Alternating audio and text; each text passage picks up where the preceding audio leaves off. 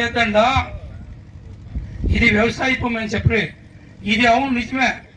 ఒసూరు తాలూకా వచ్చి వ్యవసాయం భూమే, వ్యవసాయం నమ్మిలేదే. ఎట్లా అంటే నేను ఈ వ్యవసాయం సంఘానికి ఇప్పుడు వస్తా లేదు, బెమిసే వచ్చినాను. యాల బెమిసి వచ్చిందంటే ఇక్కడ పక్కన తొరపల్లి గ్రామంలో ఒక రాజాజీ అని ఉంటారు. వాళ్ళు ఆ కాలంలోనే ఎడ్యుకేటెడ్. ఆ ఎడ్యుకేటెడ్ ఉన్నారు. ఎడ్యుకేటెడ్ ఉండే జాగా ఈ 4-5 ఊర్లు. ఆ ఎడ్యుకేటెడ్ పూరా రైతులు, వాళ్ళు మంచి సపోర్ట్ చేస్తారు. వాళ్ళకంతా బాగా తెలిసినట్లవి. వాళ్ళ దగ్గర నేను నేర్చుకున్నానని ఈ మీటింగ్కి వచ్చింది. ఆ రాజాజీ ఉండే ఊర్లో వస్తారు, గవర్నమెంట్ వాళ్ళు పూజ చేస్తారు, ఏడాదికి పోతా ఉంటారు. కానీ ఈ పొద్దు వీళ్ళు చెప్పి ఏమన్నా మమ్మల్ని అరెస్ట్ చేస్తారంట అని.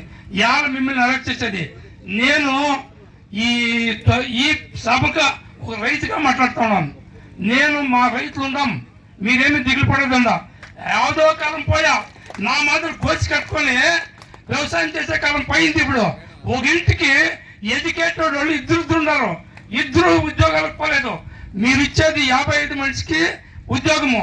మా రైతులు ఉండేది 1 లక్ష ఉన్నాం. 1 లక్ష రైతు ఉన్నారు. చూడ ఆడబిడ్డలు కుక్కున్నారు.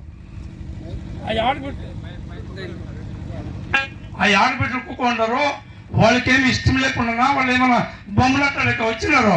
వాళ్ళు ఒక రైతు బిడ్డలో ఒక మందులందరికి వస్తుంది. ఒక బిడ్డ ఏమైందంటే నేను పంట పెట్టినా 4 ఎకరాలు 5 పెట్టినని ఒక రైతు, నిజమైన రైతు. ఇదే మాదిరిగా ఈ పక్కలో ఉండే వాళ్ళందరూ మేము రైతు బిడ్డలు 1 లక్ష ఉన్నాము. మీరు ఎవరు జైలుపోయేది మేము, మా రైతులు మీరు జైలుపోయే మా స్టాలిన్ గారు ఇవి అనౌన్స్ చేయని పర్వాలేదు. అయ్యా మీ రైతులకు నేనున్నాను, ఆదుకుంటానని ఏమన్నా సొల్యూషన్ ఇస్తే నేను సరే. అట్లా సొల్యూషన్ ఇకపోతే మేము 1 లక్ష రైతులు ఇదే తొరపల్లి గ్రామంలో మన రాజాజీ కుటుంబం చూడే ఆ ముందర నేను నాతో నా రైతులు ఉన్నవ్రతం కుక్కొని మా ప్రాణాలైన ఇళ్ళకి సమ్మతం అని చెప్పి ఈ సభలో నేను గట్టిగా పొడిచి చెప్తా ఉన్నాను.